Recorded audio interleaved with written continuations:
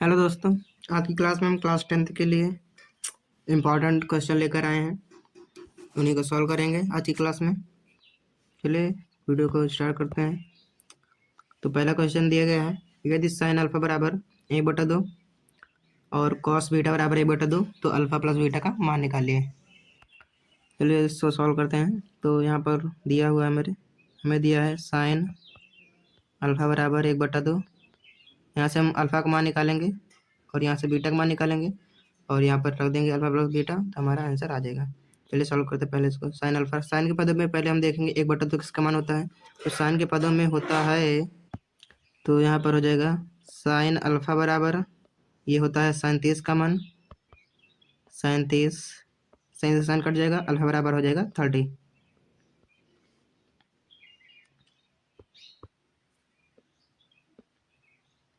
अब यहाँ से हम बीटा से मान निकालेंगे।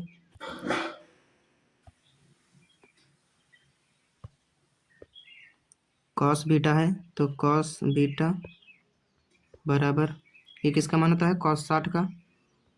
कॉस 60, कॉस से कॉस कट जाएगा, बीटा बराबर आ जाएगा 60। हमें अल्फा प्लस बीटा निकालना है।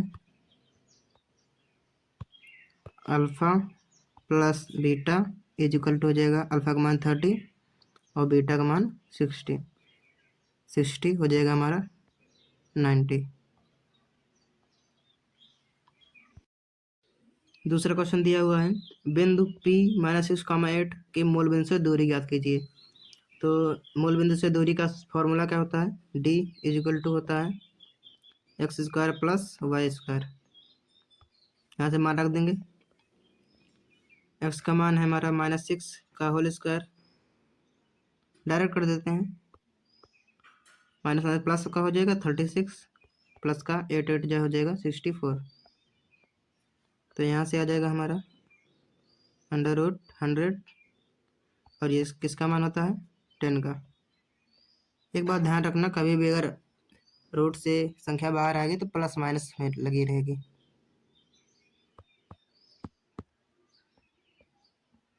ऐसे 10 इकाई। अगला क्वेश्चन है, अभाज्य गुणनखंड विधि द्वारा 96 और 404 का HCF ज्ञात कीजिए। चलिए सॉल्व करते हैं इसको भी। अभाज्य गुणनखंड के लिए पहले ऐसे बना लेंगे। यहाँ पे हो जाएगा हमारा 96, इसको हम काटेंगे 2 से, 2 चौके 8,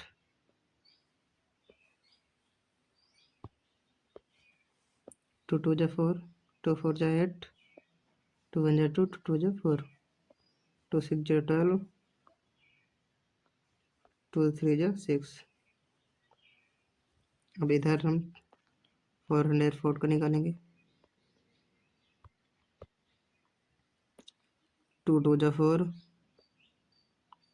2 1 जा 2, ये तो अब किसी से कटेगा नहीं, तो इसमें हम देखेंगे कॉमन कौन सा है, कॉमन 2 और 2, तो इसका HCF हो जाएगा 2 × 2, 4 आंसर।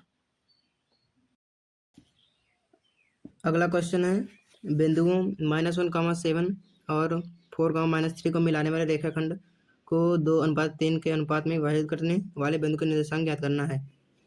तो यहाँ पर हमें बोला नहीं है कि अंतः विभाजित करता है या फिर बाह्य विभाजित करता है, तो इसलिए हम जहाँ पर ना बोले वहाँ पर हम अंतः विभाजित का सूत्र लगा देंगे। तो अंतः विभाजित का सूत्र क्या होता है, mx2 + nx1 अपॉन में m+n, comma my2 + ny1 upon में m+n। तो यहाँ से हम मान रखेंगे, ये हमारा m/n होता है, तो तुलना करेंगे तो m का मान 2 आ जाएगा और n का मान 3। तो चलिए रखते हैं, m का मान हमारा 2 होगा और x2 ये हमारा x1 y1 y1 और ये x2 y2। तो x2 का मान हमारा कितना है 4 प्लस n का मान हमारा 3 इंटू x1 का मान -1 अपॉन में m का मान हमारा 2 प्लस 3। यहाँ से हमारा m का मान 2 और y2 का मान हमारा -3 प्लस n का मान 3 इंटू y1 का मान 7 अपॉन में 2 प्लस 3। यहाँ से हमारा आ जाएगा 8 माइनस 3 अपॉन में 5 कॉमन लगाएंगे -6 प्लस में 21 हो जाएगा 21 अपॉन में 5। यहाँ से 5/5 कॉमा तो इसको सॉल्व करेंगे 15 अपॉन में 5।